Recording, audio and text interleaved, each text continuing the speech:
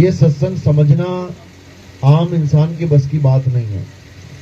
ये कोई वो सत्संग नहीं है कि राम जी की कथा सुना दी, शंकर जी की कथा सुना दी, कृष्ण जी की लीलाएं बता दी, तालियां बजवा दी, जयकारे लगवा लिए, चढ़ावा चढ़वा लिया, हो गया काम। ये वो सत्संग नहीं है। ये वो सत्संग नहीं है जिसमें कथा कहानियां चलती हैं। ये वो सत्संग है जिसमें हमें उस असीम ताकत, उस असीम पावर का, उस आत्म देव का जिक्र समझ में आता है। ये वो सत्संग है जहां पे हमें पता लगता है कि आत्मा नाम की भी कोई चीज है जो चींटी से लेके हाथी तक, हाथी से लेके वेल मछली तक, ये जीवाणु विषाणु कीटाणु, ये देवी देवता भैया भवानी पितर, जितना भी तुम्हें कुछ दिखाई दे रहा है, जो भी तुमने अपने जीवन में कुछ सुना है, उन सबको चला रही है। उन सबको चलाने वाली ताकत का क्या नाम है? आत्मा। तुम्हारे शरीर को सुबह से लेके शाम तक चला रही है, खिला रही है, पिला रही है, नहला रही है, धुला रही है। किसकी वजह से? आत्मा की वजह से।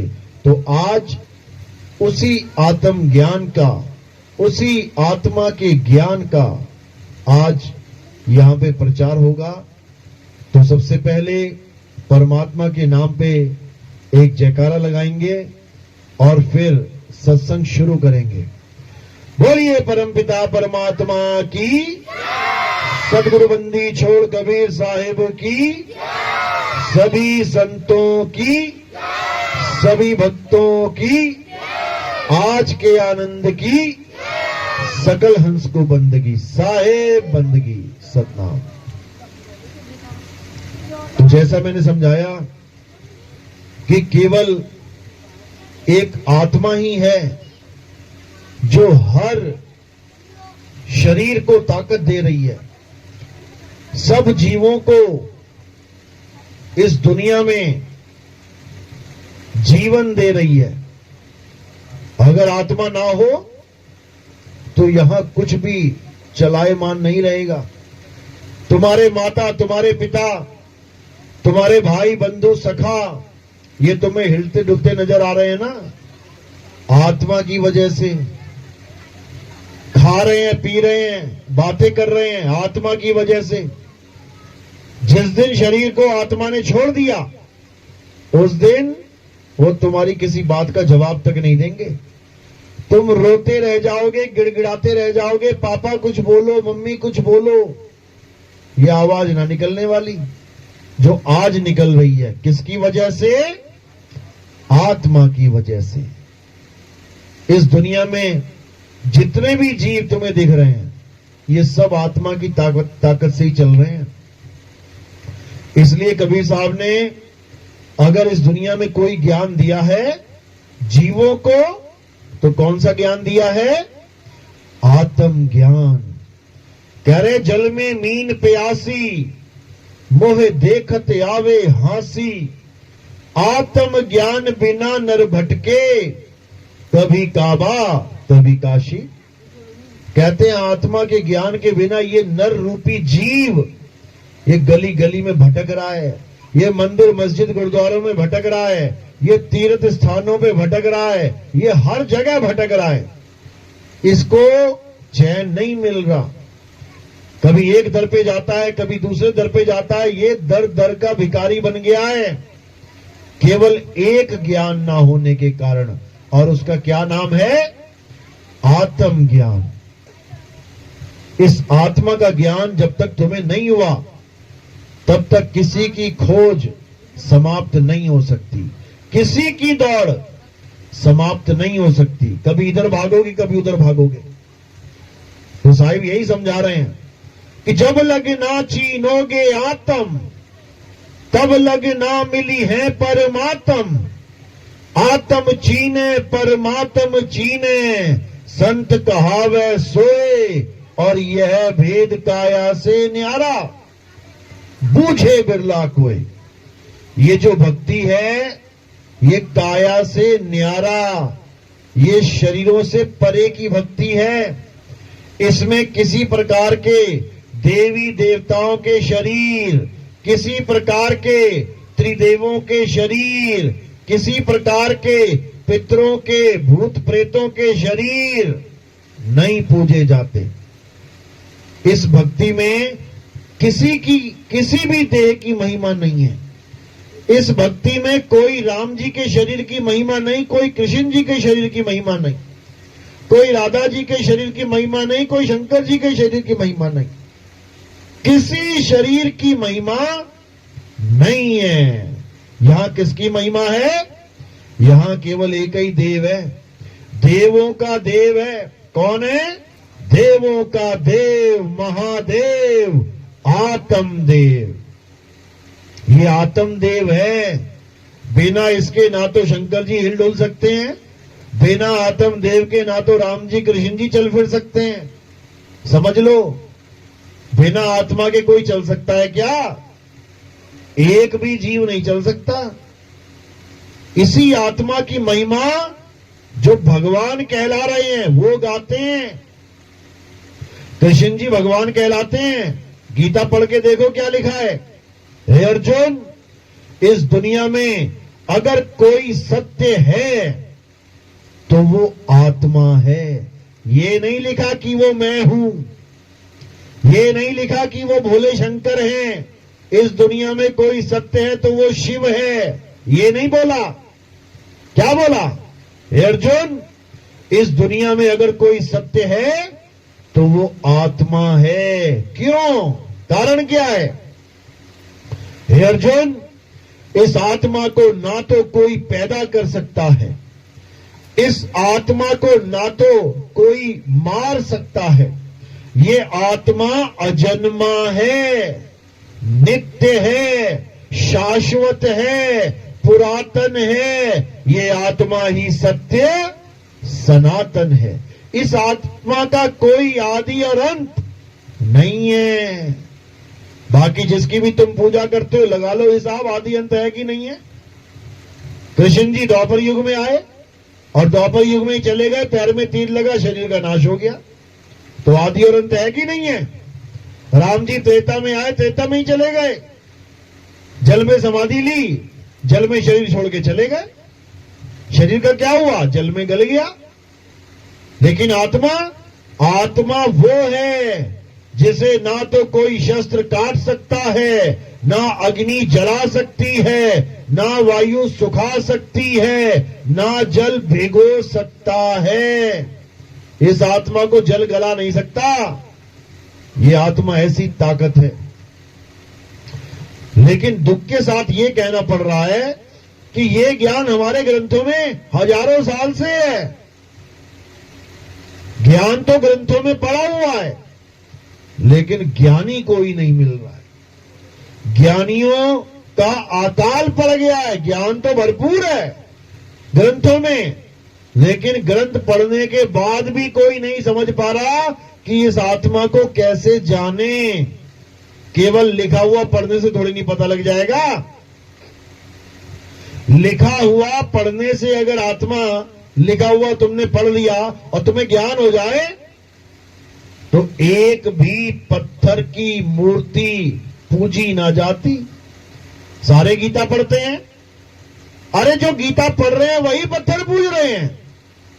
अगर गीता पढ़ने से ज्ञान हो जाता, इनको आत्मा का ज्ञान हो जाता, तो कोई पत्थर पूजता ही नहीं। पत्थर और आत्मा का कोई मेल है कि पत्थर और आत्मा का कोई मेल है? समझो बात को। पत्थर वो है जो हिल डुल भी नहीं सकता। आज छत पे एक पत्थर रख 10 साल बाद जाओगे ना, वहीं पड़ा मिलेगा, 1 इंच भी नहीं हिलेगा अपनी मर्जी से। और आत्मा ये सारे संसार को हिला रही है, डुला रही है, चला रही है। समझो, फर्क जानो इसको। तुमने उसको भगवान मान लिया जो 1 इंच नहीं हिल सकता। हिलना तो छोड़ो, जिसके मुंह में लड्डू लगा लो वो लड्डू ना खा सकता। तुम लड्डू लगा के गए, इतने में कोई बर्फी वाला आ गया, बर्फी लगा के चला गया, और कोई आ गया पिस्ता वाला, पिस्ता लगा के चला गया। वो मुंह पे ही जमता जाएगा, ये गोला बन जाएगा। उसके बाद कौन खाएगा? कोई कुत्ता आएगा गली से, देखेगा कोई नहीं है, जाके मुंह से निवाला छीन के ले जाएगा। तुम ऐसे भगवान की पूजा करने लग गए। क्यों करने लग गए? क्योंकि आत्मा का ज्ञान नहीं मिला, आत्मा की बात बताने वाला कोई नहीं मिल रहा है, इसलिए पत्थर के भगवान मान बैठा है। कबीर साहब क्या समझा रहे हैं? अरे पाथर पूजे हरि मिले तो मैं पूजूं पहाड़। अगर पत्थर पूजने से हरि मिल जाए तो मैं पहाड़ पूजूंगा, बड़ा वाला हरि मिलेगा, छोटे से पत्थर से मेरा क्या बनेगा।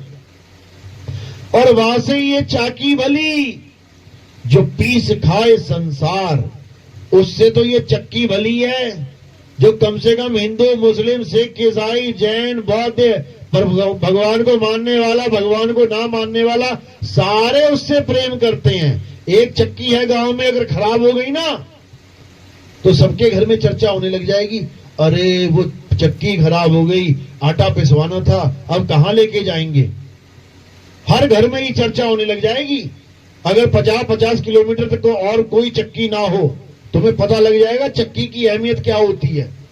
इसलिए अगर पत्थर पूजना है तो चक्की पूज लो, अच्छा रहेगा।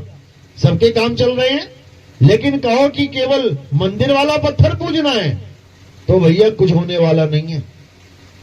अरे जिसको खुद नहलाना पड़ रहा है, धुलाना पड़ रहा है, सुखाना पड़ रहा है, वो तुम्हारी इच्छाएं कैसे पूरी करेगा बताओ। अपनी इच्छा नहाने की हो रही है लेकिन नहा नहीं पा रहा है, पंडित जी आके नहला रहे हैं उसको, बताओ। अपनी इच्छा खाने की होगी, खा नहीं पा रहा है, नाक पे मक्खी बैठ गई, उड़ा नहीं पा रहा है। तुम्हारे नाक पे मक्खी बैठ जाती है, तुम्हारे होठों पे मक्खी बैठ गई, कितनी देर बैठने दोगे उसे? उसी वक्त हाथ आएगा घूम के, और भगवान के मुंह पे लड्डू लगा के चले गए, 50 मक्खी बैठ गई लड्डू के ऊपर। एक बार भी 8-8 हाथ हैं, एक हाथ भी नहीं आएगा मक्खी उड़ाने के लिए। ऐसा कैसा भगवान है भाई? इसको कैसे भगवान मान लिया? ये पत्थर हैं, ये तुम्हारी आस्था का दुरुपयोग किया जा रहा है। तुम्हें भगवान से प्यार था, पत्थर से नहीं। तुम्हें राम से प्यार था, श्याम से प्यार था, हनुमान से प्यार था, शंकर जी से प्यार था, पत्थर से नहीं। तुम्हें पत्थर बनवा के पुजवा दिए गए, जबकि ये कौन है? कौन है राम? कौन है श्याम? कौन है हनुमान? आत्मा है। पढ़ो गीता में क्या लिखा है? हे अर्जुन, मैं अजन्मा हूं, मेरा कभी जन्म नहीं होता। ये हो गया सत्य स्वरूप उनका। और एक असत्य स्वरूप है, वो क्या है? हे अर्जुन, तेरे और मेरे कई जन्म हो चुके हैं, तू नहीं जानता पर मैं जानता हूं। ये कौन सा स्वरूप है? असत्य स्वरूप है। तेरे मेरे कई जन्म हो गए हैं, इसका मतलब क्या है? यानी कृष्ण जी केवल एक कृष्ण जी नहीं है कि द्वापर में आ गए कृष्ण जी, तुम उसको कृष्ण मानने लग गए हो। उसके और भी रूप हैं। कौन कौन से हैं? मत्स्य अवतार, सतयुग में जो मछली का अवतार हुआ था। कुरुम अवतार, जो कछुए का अवतार हुआ था। कछुए की पीठ के ऊपर पूरा पहाड़ रखा गया और देवी देवता एक तरफ और राक्षस एक तरफ। क्या किया था? समुद्र मंथन। किसकी पीठ पे रखा था पत्थर? वो पहाड़ कृष्ण जी की, विष्णु जी की पीठ पे था वो। उस वक्त वो कछुए के अवतार में थे। तो कह दो विष्णु जी कछुआ हैं, कह दो विष्णु जी मछली हैं, कोई ना कहेगा। विष्णु जी आदमी हैं, सब कहेंगे। 2 हाथ 2 पैर वाले, एक सर वाले हैं, ये सब कह देंगे कृष्ण जी। कोई कहे कृष्ण जी मछली है, मछली ना मानेगा, कछुआ ना मानेगा। वरा अवतार, जंगली सुअर का अवतार लिया, दोनों दांत उसके ऊपर पृथ्वी रख के लेके आए। उनको जंगली सुअर कोई ना कहेगा। सब क्या बोलेंगे? कृष्ण जी तो आदमी हैं, राधा तो औरत है, क्योंकि इनकी बुद्धि कुएं के मेंढक की तरह सीमित हो चुकी है। इनको इससे आगे का ज्ञान नहीं है कि एक रोल अदा करने आए थे इंसान जन्म का लेकर द्वापर युग में। इससे आगे उनकी बुद्धि नहीं जा रही है। कि वो कछुआ, मछली, जंगली सुअर का भी अवतार लेने आए थे इसी धरती पे। समझ लो, यानी मेरे असत्य स्वरूप तो कई हैं, कईयों का जन्म हुआ, कईयों का मरण हुआ, तीर लगा पैर में, नरसिंह अवतार लिया, आधा आदमी आधा जानवर, अवतार तो ले लिया खंभा फाड़ के। अवतार का खात्मा कैसे हुआ पता है? किसने मारा उनको? तुम्हें पता भी नहीं होगा कि नरसिंह अवतार को किसने मारा, नरसिंह का संहार किसने किया। पता करके आना पंडित जी से। तो कौन है? अलख निरंजन। अलख निरंजन ने नरसिंह अवतार का खात्मा किया। ये रुक नहीं रहा था, इतना क्रोधी हो गया था, सबको मारना शुरू कर दिया इसने। राक्षसों को तो मारा मारा, ये सबके पीछे पड़ गया। तब क्या हुआ? अलख निरंजन ने इसका खात्मा कर दिया। ये ग्रंथों में लिखा हुआ है, लेकिन तुम्हें बताया नहीं जाएगा। क्यों? भगवान की पूजा करवानी है, मरता हुआ भगवान थोड़ी नहीं दिखाना है कि भगवान का भी नाश करने वाला कोई बैठा है। वही आगे चल के राम कृष्ण बन के आ रहे हैं। अब कृष्ण जी का संहार कैसे हुआ? कृष्ण जी को किसने मारा? कृष्ण जी ने कईयों का संहार किया, कईयों को मारा। उनको किसने मारा? उसको बहेलिये ने मारा, एक शिकारी ने मारा। कहां मारा तीर उसने? पैर में। क्यों मारा तीर? क्योंकि पिछले जन्म में राम बन के, कृष्ण जी ने राम बन के बाली के तीर मारा था छुप के। तीर तो रावण के भी मारा था। रावण ने आगे क्यों नहीं मारा दोबारा? क्योंकि रावण और राम का जो युद्ध था वो मर्यादित युद्ध था। दोनों बिल्कुल सही मर्यादा में लड़ रहे थे, क्षत्रिय धर्म का पूरा पालन कर रहे थे। लेकिन जब बाली के साथ राम जी का आमना सामना हुआ तो राम जी ने मर्यादा भंग कर दी। राम जी ने मर्यादा भंग कर दी। कैसे? पेड़ के पीछे छुप के दोनों भाइयों को लड़ते हुए बीच में तीर मार के उसको जान से मार दिया। ये क्षत्रियों की मर्यादा नहीं है। ये युद्ध का जो नियम है वो नहीं है कि तुम दो लोगों को, वो भी निहत्थे, आपस में लड़ रहे हो और तुम बीच में आके उनको गोली मार दो या उनको तीर मार दो। ये कोई मर्यादा नहीं है भाई, ये भंग है। और मर्यादा जो भंग करेगा उसको सजा मिलेगी। कौन देगा? अलख निरंजन। वो किसी को नहीं बख्शता। जो गड़बड़ करेगा उसको फल मिलेगा, फिर चाहे राम हो चाहे कृष्ण जी हो। तो राम जी ने जो मर्यादा तोड़ी तो बाली ने मरते मरते श्राप दे दिया राम जी को। क्या दिया? कि हे राम, जैसे तूने मुझे धोखे से मारा है, तुमने क्षत्रिय धर्म को भंग किया है, वैसे ही मैं तुम्हें एक दिन तीर मारूंगा। ये कह के चला गया। अब जो श्राप दिया वो तो लगना ही है। ये श्राप ना छोड़ता पीछा। कितने युग तक पीछा किया श्राप ने? एक युग तक। एक युग के बाद राम जी आए कृष्ण बन के, श्राप ने पीछा ना छोड़ा। और तुम सोच रहे हो मैं भगवान जी की पूजा करता हूं, मुझे कोई श्राप नहीं लगेगा और मुझे कोई दुख नहीं आएगा। और भगवान जी का श्राप पीछा नहीं छोड़ रहा, तेरा कैसे छोड़ेगा? तुम सारी दुनिया को दुखी कर रहे हो, सोच रहे हो मैं तो पूजा करता हूं खाटू श्याम की, हारे का सहारा खाटू श्याम हमारा। वो तो एक राक्षस था जिसका गला कृष्ण जी ने पहले ही कटवा लिया। राक्षस था कि नहीं था वो? तुम राक्षस के सहारे बैठे हो बचने के लिए, यहां कृष्ण जी को तीर खाना पड़ रहा है। कौन बचाएगा तुम्हें? पता है ना खाटू श्याम कौन थे? कौन थे?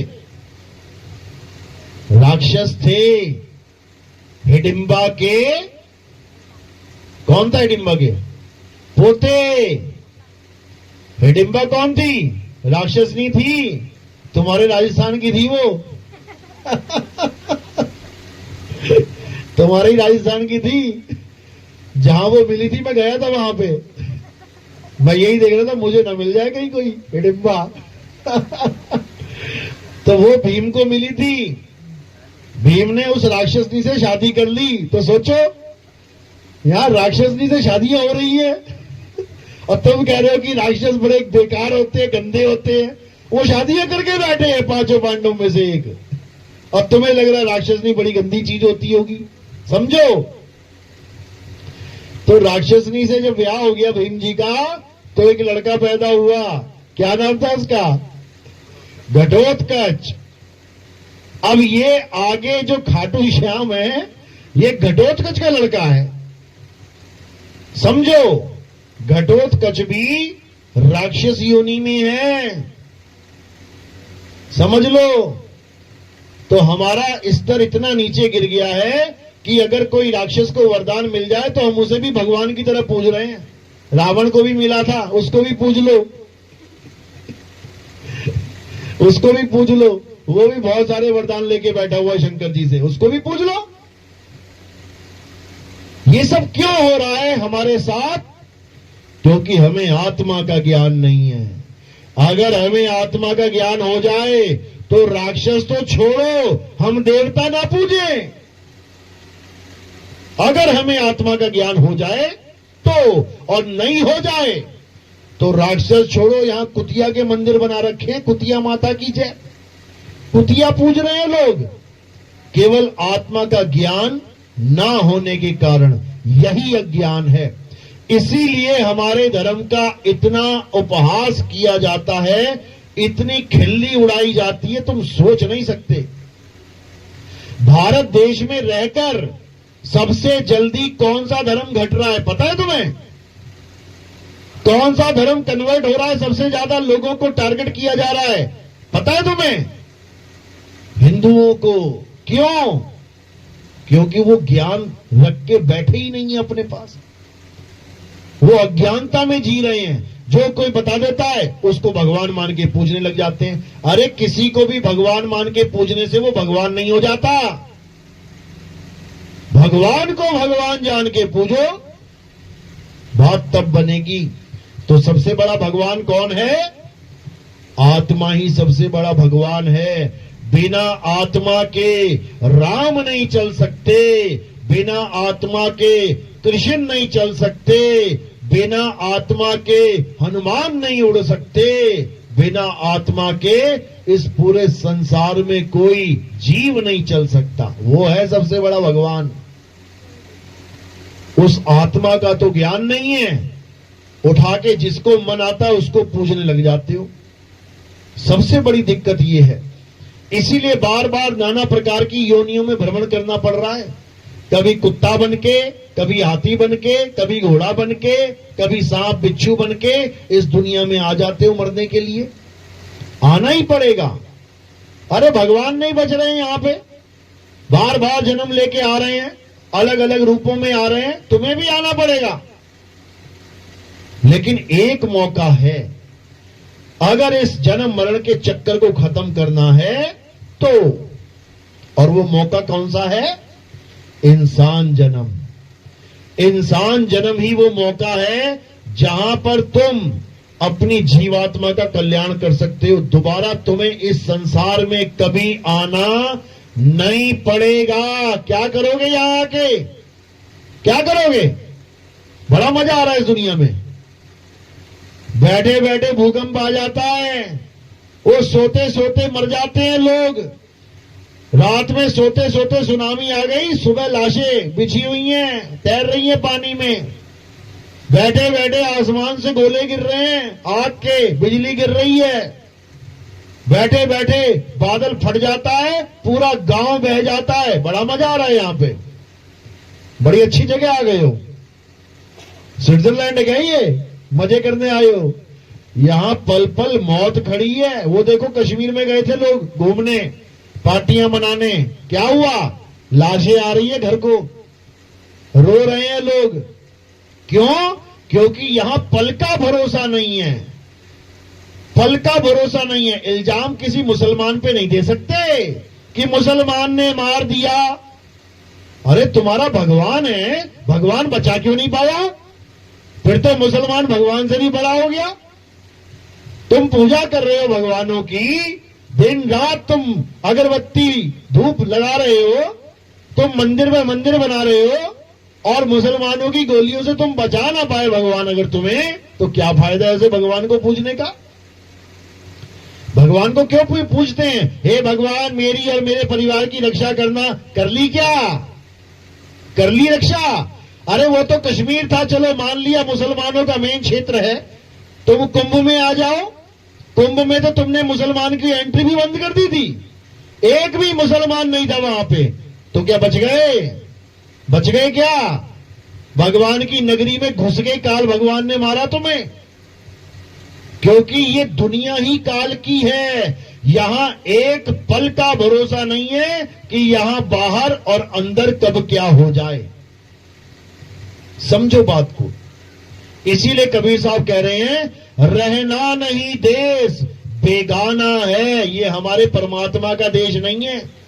अगर तुम अपना मकान भी बनाते हो ना, इतनी सेफ्टी सिक्योरिटी से बनाते हो कि मेरे बच्चे को कोई तकलीफ ना हो जाए। अगर बिजली के सॉकेट भी लेके आ रहे हो तो देख रहे हो ISI मार्का, हां इससे करंट नहीं लगेगा। तुम इतनी केयर कर रहे हो अपने बच्चों की, और ये दुनिया कैसी बना दी परमात्मा ने, जहां पे पल का भरोसा नहीं कब तुम्हारे साथ क्या हो जाए। इस चीज को दिमाग से निकाल दो कि ये परमात्मा ने दुनिया बनाई है।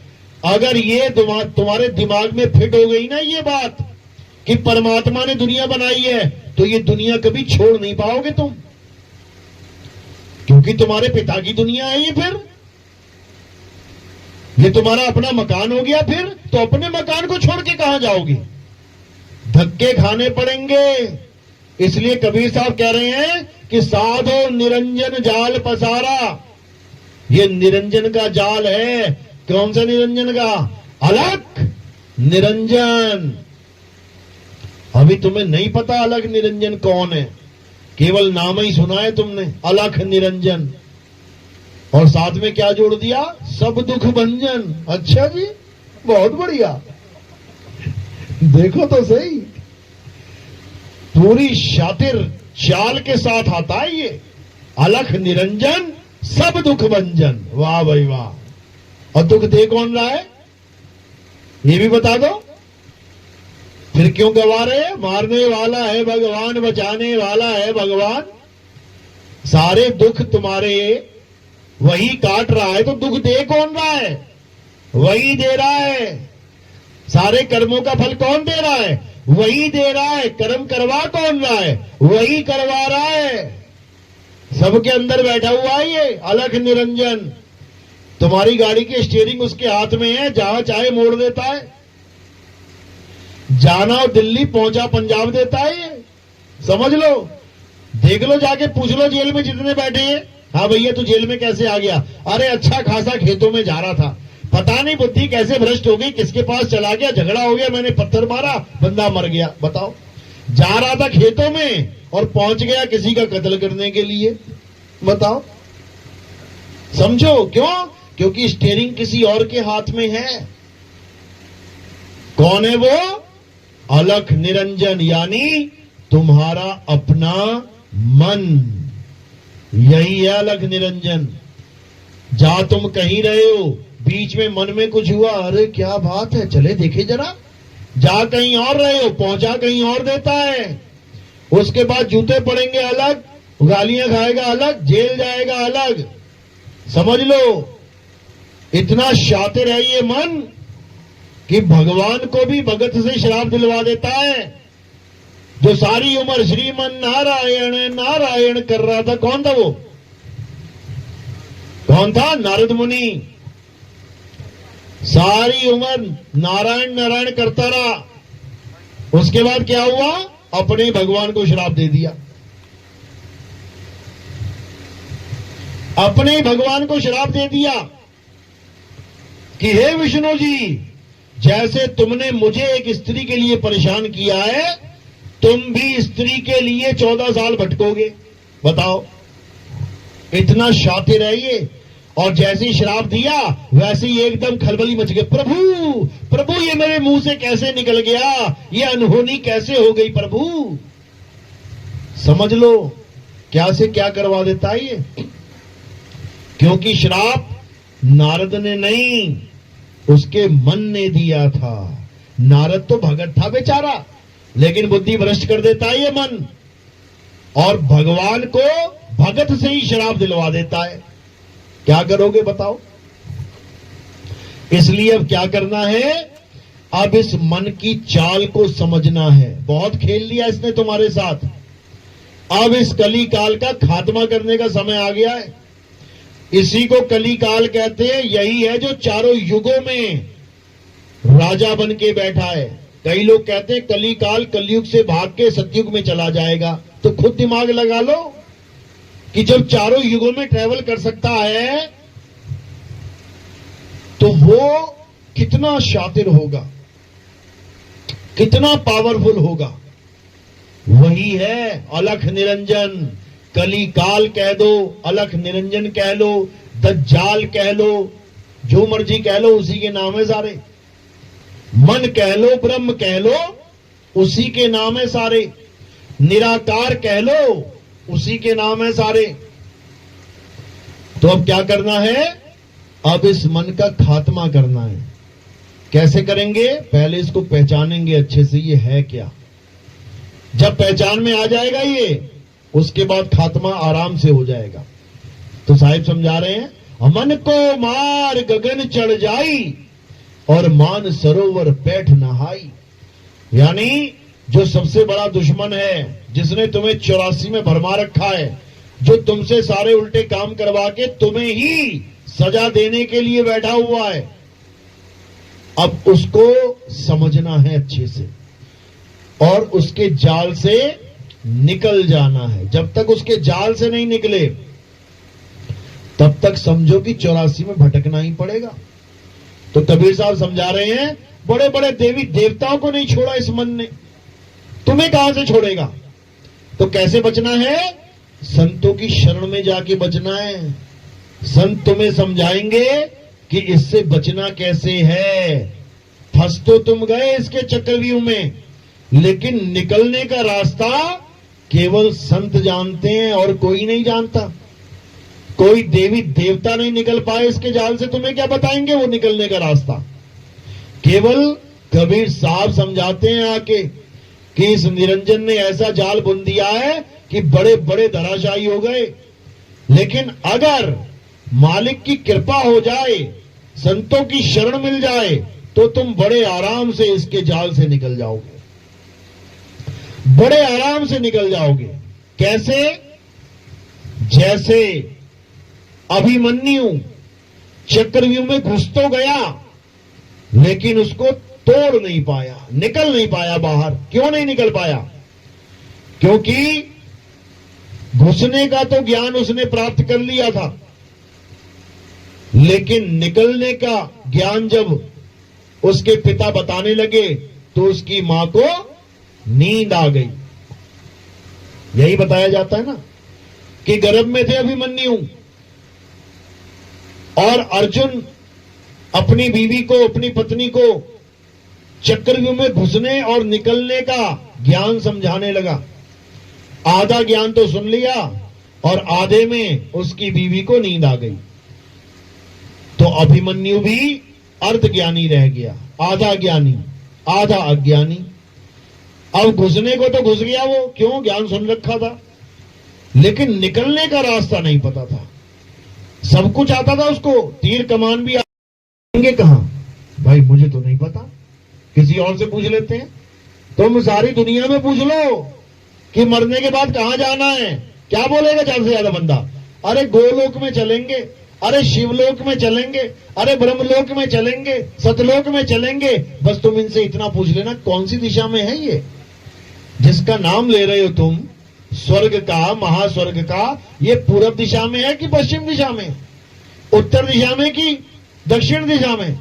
ये आसमान में है कि पाताल में है? कहां ये? देखो कैसे मुंह छुपाते फिरते हैं। इनको कुछ नहीं पता कि जाना कहां है। कई लोग कहते हैं हम तो गोलोक में जाएंगे। कृष्ण जी के पुजारी, उनको पूछो ना कहां जाओगे? ऐसा तोते की तरह रटा रखा है कि गोलोक में ही जाना है। वहां जाके क्या होगा? वो परम धाम है, वहां आनंद ही आनंद है, आराम ही आराम है। अच्छा जी, सुदामा भी गया था गोलोक में आराम लेने, आनंद लेने। क्या हुआ वहां पे? राधा ने शराब दे दिया, राक्षस बन के आना पड़ गया। शंख चूड़ राक्षस बन के जन्म लेना पड़ गया। गोलोक में जाने का मजा है ये। तुम भी चले जाओ। कृष्ण जी के परम मित्र को नहीं छोड़ा राधा ने, शराब दे के राक्षस बना दिया। तुम क्या मामा के लड़के लगते हो कृष्ण जी के? इतना बुरा हाल है। हर लोक में कहीं भी चले जाओ लग जाएगा पता, क्योंकि सारे लोक माया के लोक हैं। ये माया प्रधान लोक हैं, यहां माया का खेल चलता है। कबीर साहब ने अपनी वाणी में समझा रखा है, लेकिन समझ में नहीं आ रहा किसी को।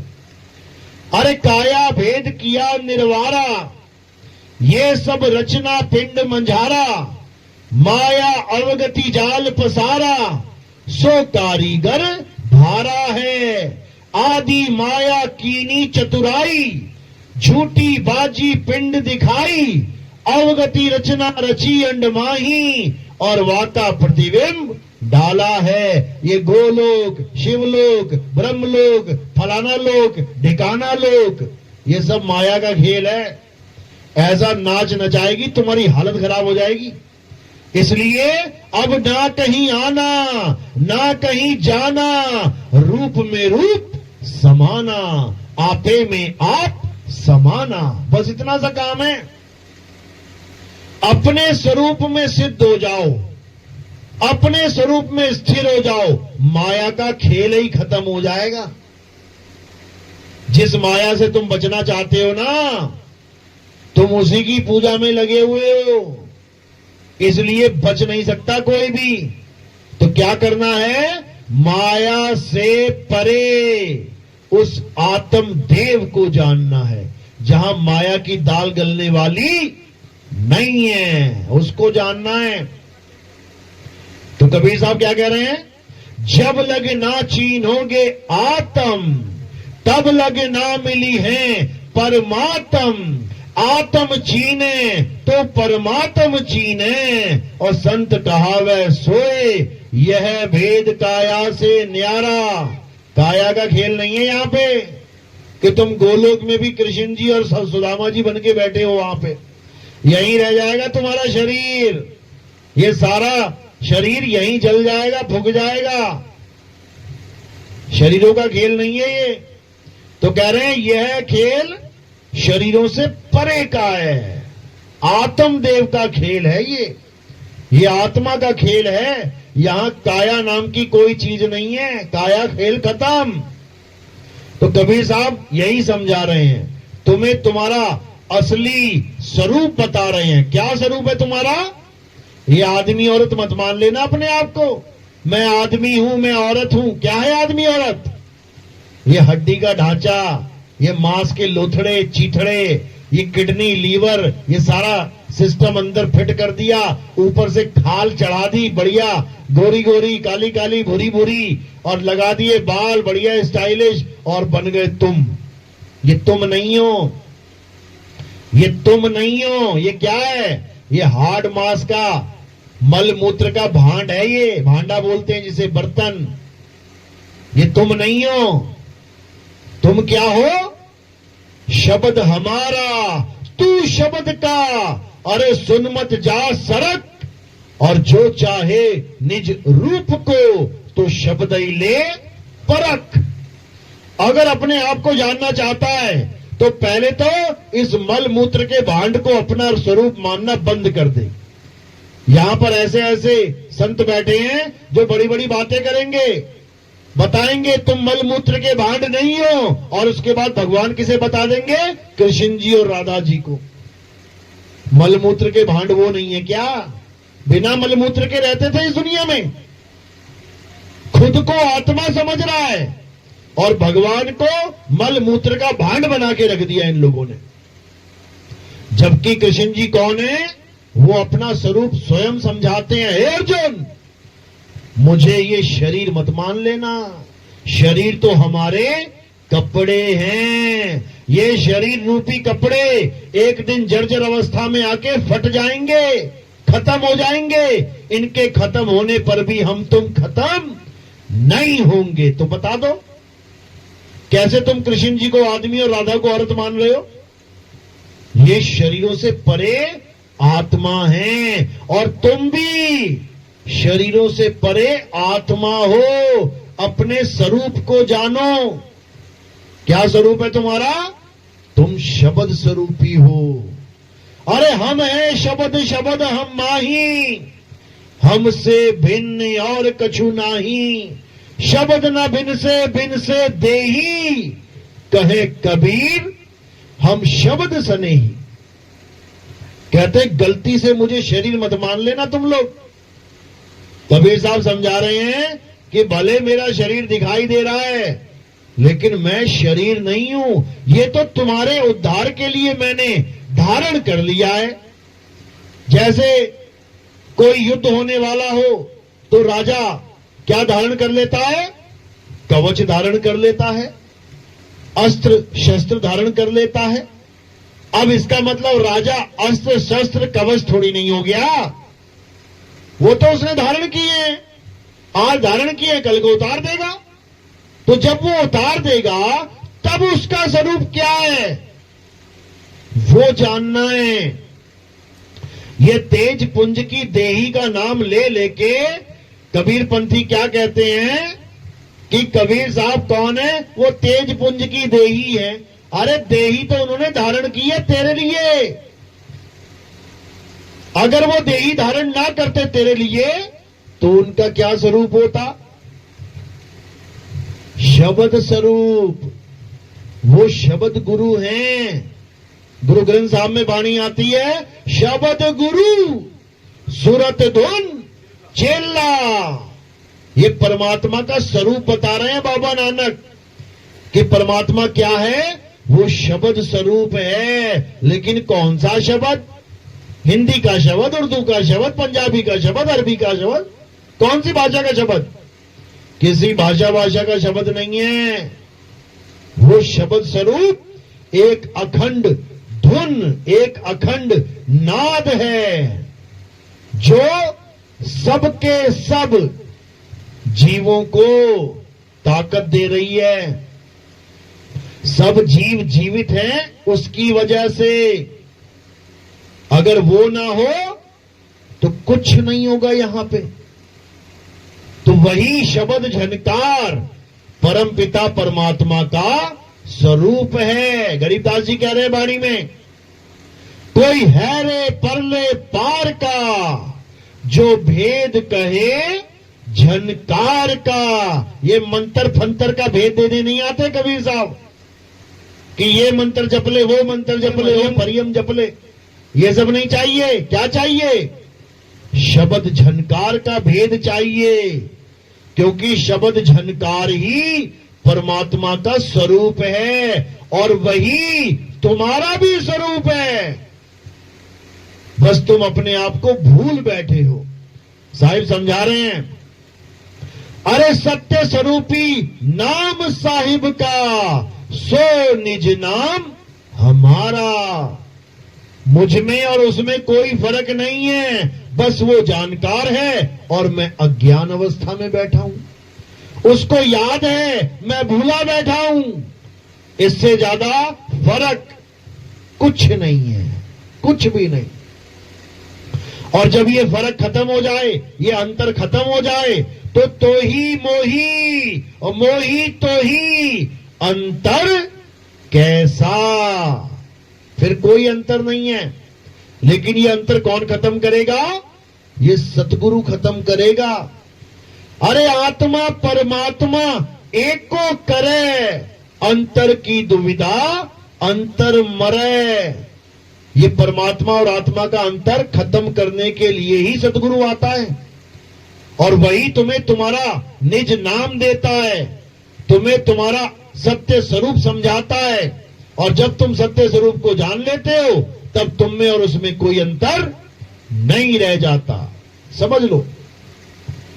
तो सत्य स्वरूप को जानने का एक ही रास्ता है, और वो क्या है? विहंगम चाल।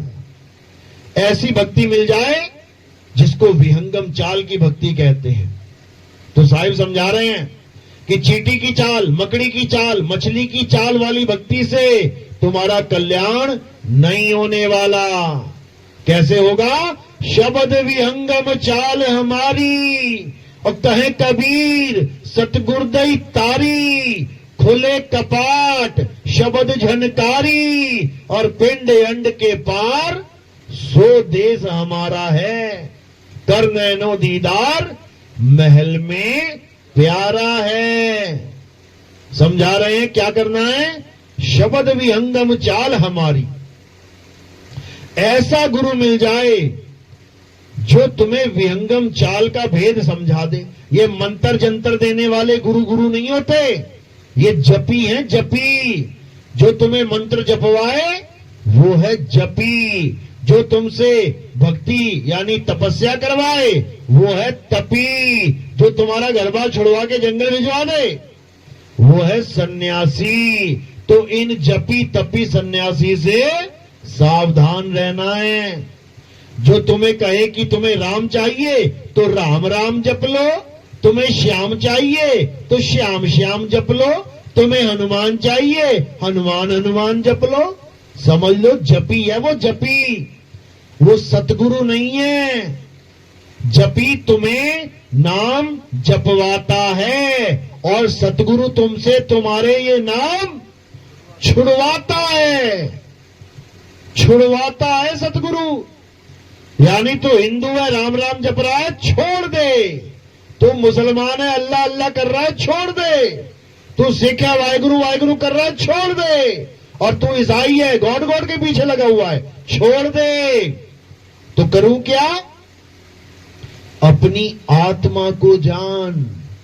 जिस आत्मा की वजह से तेरे मुंह से जय श्री राम, अल्लाह अकबर, सत श्री अकाल, हालेलुया, यहोवा यहोवा निकल रहा है, किसकी वजह से?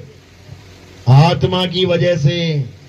आत्मा की वजह से तेरे मुंह से हिंदी, पंजाबी, उर्दू, फारसी, अरबी, बंगाली, गुजराती, राजस्थानी, कितनी भाषाएं निकल रही हैं आत्मा की वजह से। तो आत्मा को तो जान नहीं पा रहा है, और आत्मा से निकलने वाली ये सारी आवाजों को पकड़ के बैठ गया, ये सारे मंत्रों को जंत्रों को पकड़ के बैठ गया। सोच रहा है राम राम करने से राम मिल जाएगा। अगर राम राम करने से राम मिल जाएगा तो पैसा पैसा जपने से पैसा भी मिल जाएगा। क्यों काम पे जा रहा है सुबह उठ के? पैसा पैसा कर ले, धन धन कर ले, काम बन जाएगा? नहीं करेगा कभी। यहां पे बुद्धि बहुत तेज चलेगी। अरे नहीं भैया, पैसा पैसा जपने से पैसा नहीं मिलता, दिहाड़ी करनी पड़ेगी जाके, तब शाम को रोटी मिलेगी हमें और बच्चों को, तब बुद्धि चल पड़ेगी। इन जपियों के पास जाओगे तब काल भगवान क्या करता है? तुम्हारी बुद्धि के ताले लगा देता है। सोचने समझने की शक्ति खत्म कर देता है। फिर तुम्हें लगेगा हाँ, राम को पाना है तो राम राम ही उसका एकमात्र साधन है, जपना। बिल्कुल नहीं। कबीर साहब क्या कह रहे हैं? मोको कहां ढूंढे रे बंदे, मैं तो तेरे पास में, ना मंदिर में, ना मस्जिद में, ना काबे कैलाश में, ना मैं जप में, ना मैं तप में, ना एकांत निवास में। बताओ और क्या बोले वो? अब क्या तुम्हारे मंत्र बोल बोल के मना करें कि ओम कलियम हरियम शरियम नहीं जपना, राम राम नहीं जपना, वाहिगुरु वाहिगुरु नहीं जपना? अब ये लिखे क्या बाणी में? तब तुम्हारे दिमाग में घुसेगी कि कुछ नहीं जपना है। उन्होंने एक ही लाइन में खत्म कर दिया सारा खेल। ना मैं जप में, अब कोई भी जप हो, किसी भी भाषा का जप हो, किसी भी प्रकार का जप हो, नहीं करना है। ना मैं तप में, अब चाहे एक टांग पे खड़े होने वाला तप हो, अब चाहे भूखा रहने वाला तप हो, अब चाहे एक हाथ उठा के, देखा ना बाबा, एक हाथ उठा के गालियां दे रहा था सबको, एक हाथ उठा के, चाहे वो तप क्यों ना हो, चाहे पेड़ पे उल्टा लटकने वाला तप क्यों ना हो, चाहे कैसा भी तप क्यों ना हो, एक ही लाइन में खत्म, ना मैं जप में, ना मैं तप में, और ना एकांत निवास में। कि तुम कहो जी मैं घर बार छोड़ के जंगल में चला जाऊं तब परमात्मा मिलेगा, वो हिमालय में बैठे हैं बेचारे घर बार छोड़ के, कोई परमात्मा नहीं मिलने वाला किसी को, वहीं मर जाएंगे, खप जाएंगे, लाशें वहीं बर्फ में पड़े रह जाएंगी, क्योंकि परमात्मा किसी हिमालय पे नहीं बैठा जाके, परमात्मा किसी मंदिर मस्जिद में नहीं बैठा जाके, परमात्मा कहां है? मोको कहां ढूंढे रे बंदे, मैं तो तेरे पास में, वो बिल्कुल पास में है, लेकिन किसी को उसका ज्ञान नहीं है, इसलिए बेचारे धक्के खा रहे हैं जहान में। तो क्या करना है अब पत्थर पूजा छोड़ के, मंत्र जंतर तंत्र छोड़ के, हवन यज्ञ ये जितना भी पूजा व्रत सब छोड़ के, ये तीर्थ मूर्त सब छोड़ के क्या करना है? अब आत्म ज्ञान को जानना है, आत्म ज्ञान की बात करनी है, अब आत्मा में रमण करना है। अध्याय 3 17वां श्लोक क्या कहता है गीता का? हे अर्जुन, जो अपनी आत्मा में रमण करते हैं, जो अपनी आत्मा में तृप्त हैं, जो अपनी आत्मा में संतुष्ट हैं, उनके लिए कोई धार्मिक कर्म कर्तव्य लागू ही नहीं होता। वो एक बार भी मंदिर ना जाए सारी उम्र, एक बार भी फूल ना चढ़ाए शिवलिंग पर, एक बार भी दूध ना चढ़ाए शिवलिंग पर, उनको कोई नास्तिक नहीं कह सकता। क्यों? क्योंकि वो आत्मज्ञानी हैं, उनके ऊपर कोई फार्मूला लागू नहीं होता तुम्हारे धर्म का।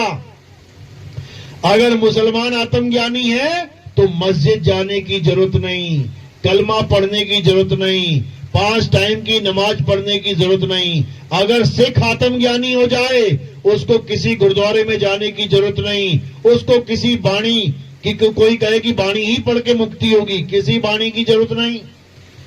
अगर कोई ईसाई है, उसे किसी चर्च में जाने की जरूरत नहीं, उसे किसी ईसा मसीह की पूजा करने की जरूरत नहीं है। क्यों?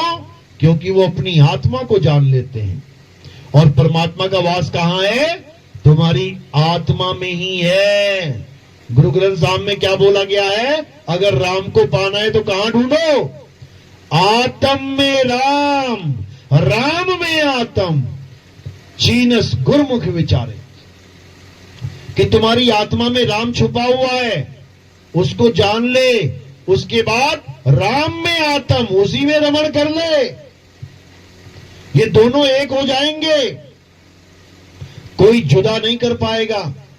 तब समझना कि हां अब कल्याण होगा, अब इस जन्म मरण का खेल खत्म होगा, अब जाके मुक्ति मिलेगी, अब किसी मां के गर्भ में उल्टा लटकने की जरूरत नहीं पड़ेगी, नहीं पड़ेगी। समझ लो। चलो, तो आज का सत्संग यही समाप्त करते हैं। उम्मीद है कि आपको कुछ बात समझ में आई होगी, क्योंकि ये सारी दुनिया से बिल्कुल अलग ज्ञान है। सारी दुनिया जो पकड़ाती है हमारे पंथ में, वो सब छुड़वाया जाता है। इसलिए लगता है ये तो उल्टी कहानी चल पड़ी है यहां पे, जबकि कहानी सीधी ये है, बाकी जगह कहानी उल्टी चला रखी है लोगों ने। तो इस ज्ञान को और समझना चाहते हैं तो हमारे सत्संग YouTube चैनल कहत कबीर सुनो भाई साधो नितिन दास लिख देना। जब ये लिख दोगे तो वहां पर मेरी ही फोटो लगी होगी गोल सी, उसको आप सत्संग सुनना शुरू करो।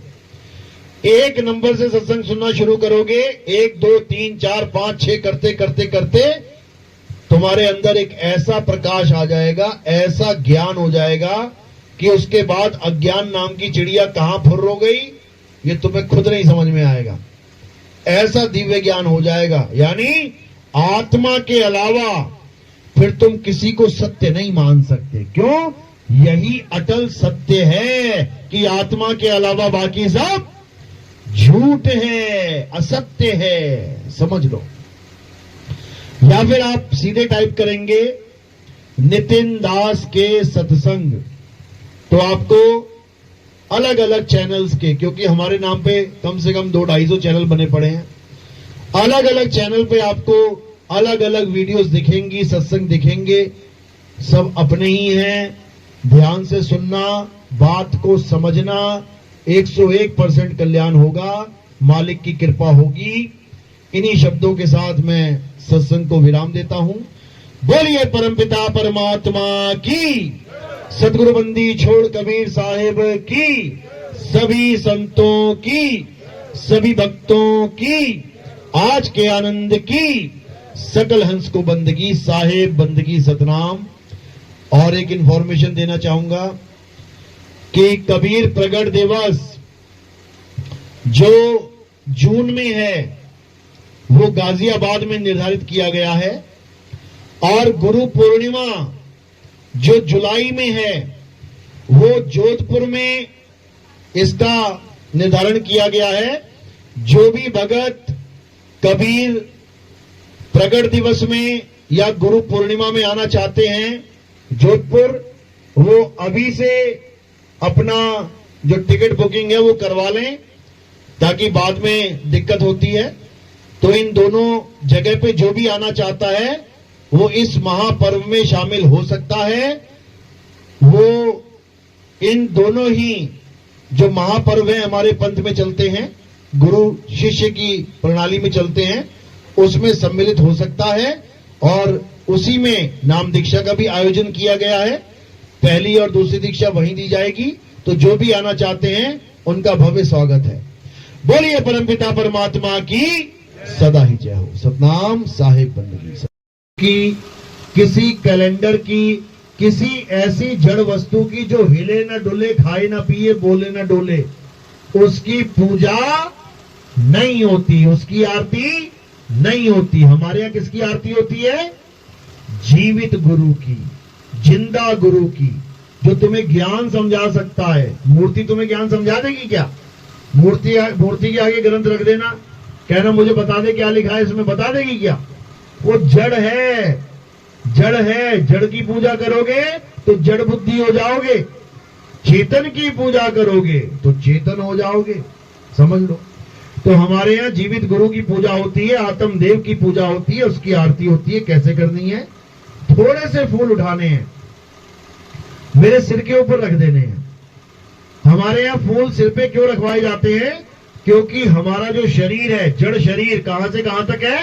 ये पैर के अंगूठे से लेके सिर की चोटी तक। तो ये फूल कहां रखे आपने? काया से परे, यानी ये आत्मदेव को समर्पित हो गए। काया का खेल नहीं रहा। अब आपने फूल सिर पे रख के थाली से आरती घुमा लेनी है। ये आत्मा की आरती होती है, ये जीवित मूर्ति की आरती है। ये भी एक मूर्ति है। कहते भी है संत महात्मा, कितनी मूर्तियां आई हैं, लोगों को मूर्ति बोल देते हैं। क्यों? ये भी मिट्टी तो है, मूर्ति भी मिट्टी की होती है, लेकिन वो मुर्दा है और ये जीवित हुई पड़ी है। इसलिए हमारे यहाँ जीवित गुरु की आरती होती है, आत्मदेव की आरती होती है।